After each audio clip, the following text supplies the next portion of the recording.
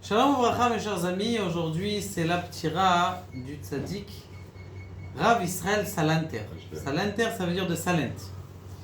Eh bien, c'est lui qui a inventé la tnoua du Moussar, c'est-à-dire il voyait que les gens de plus en plus ils étudiaient la Torah, mais ils avaient une ékouda, qu'ils pensaient qu'à leur Torah, ils pensaient pas à l'autre, et ils avaient des manques d'éthique, donc alors qu'il était un gaon, un génie.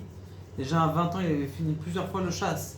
Et il faisait des piles poulim extraordinaires. Donc il faisait ses drachotes. Il a dit, ça suffit pas d'être pour soi. Il faut aussi penser aux autres, donner aux autres. Ça a été le début de la Tnoua du Moussar. Et il y a eu beaucoup de ses élèves qui ont... Et je pourrais raconter une petite histoire, enfin plusieurs histoires. Une qui est sympathique, une fois, il était la veille de Yom Kippour. Donc on imagine quelqu'un la veille de Yom Kippour, il fait des ta'anit, je sais pas moi, il se renforce encore plus dans la Torah. La veille de Yom Kippour, ça n'a rien de faire un ta'anit, mais... Et donc ce qui se passe, c'est que il le voit le soir, donc la veille de Yom Kippour, il le voit rentrer au Beth Knesset. Et bizarrement, il a un truc dans la main, on ne sait pas ce que c'est. Il rentre au Beth Knesset, il regarde, il le laisse...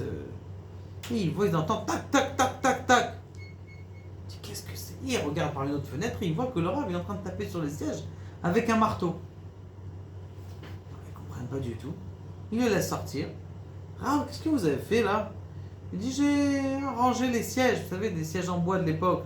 Il y a toujours des petits trucs qui sortent, des petits clous.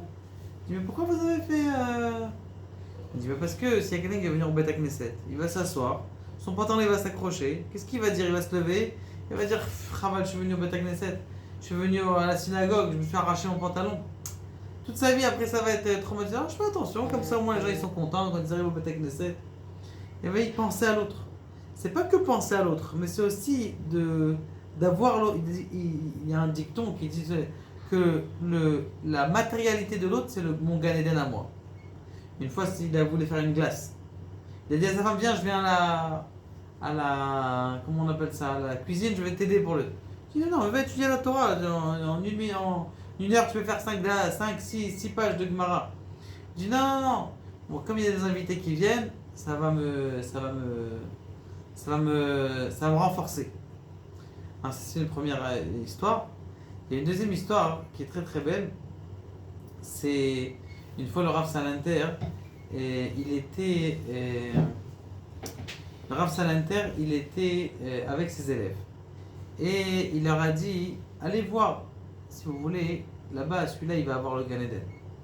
Tiens, bon, intéressant, quel Gan Eden il va avoir? Ils arrivent chez quelqu'un, et il lui dit, il entend, il dit, c'est un monsieur, un cordonnier simple, celui-là, il va réussir. Enfin, c'était pas le Gan Eden, c'était le jour du Kippour.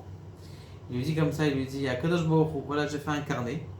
Dans ce carnet-là, j'ai marqué tout ce que j'ai fait comme péché. Dans l'autre carnet, c'est tout ce que tu m'as fait toi. Il dit, moi je te donne ce carnet, toi tu me prends ce carnet. Ça veut dire qu'il a fait dedans, ça veut dire qu'il faisait entre guillemets, il montrait aux gens que les régachotes, les sentiments qu'il y a à l'intérieur de la personne, ils sont très importants et il faut développer ce sentiment, faire attention, être sensible à l'autre. Maintenant, quelqu'un qui étudie peut-être des fois toute la Torah toute la journée, alors il va manquer des fois de sensibilité un petit peu de l'autre. Et donc là, lui, justement, il a développé d'apprendre à essayer de se regarder à lui-même, d'avoir, est-ce que j'ai une sensibilité spéciale? Et donc quand il a vu, il a commencé à faire justement en 1940, à faire la Tnoua du Moussar.